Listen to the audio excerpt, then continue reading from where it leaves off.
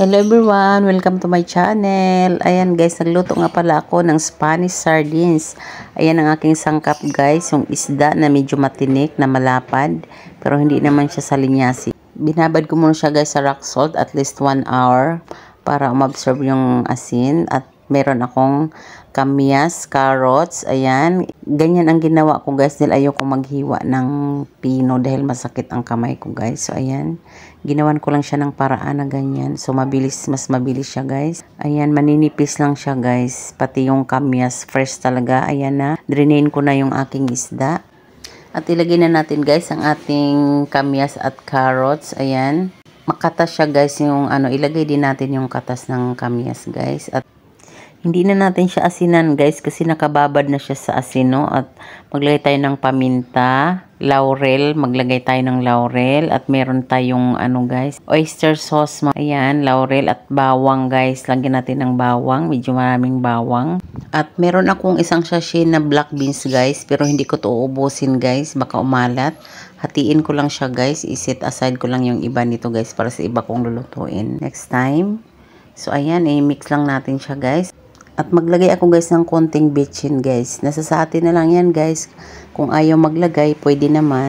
Choice na natin, pero ako konti lang talaga guys. Tsaka lagyan natin siya guys ng tubig, mga 1 kalahating baso siguro or wala pa, depende sa atin para maluto talaga yung ating isda guys. At maglagay ako guys ng olive oil guys, mga 2 kutsarita lang guys dahil ayokong mamantika. So ayan, i-mix na natin yan dyan.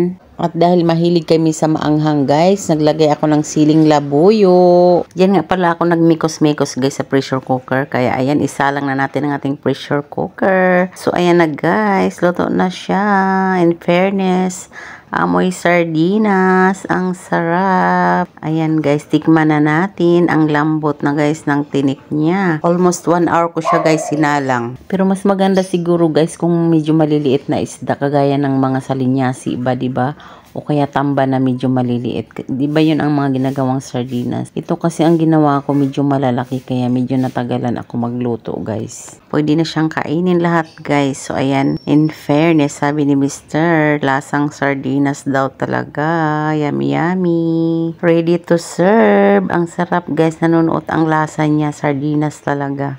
Let's eat lunch guys. Happy weekend. Ayan, ang aming Spanish sardines. Mayroon kaming pritong isda at saka may adobong kangkong. Kain tayo. Thanks for watching guys. Till my next video. Please like, share, comment, and subscribe. God bless everyone.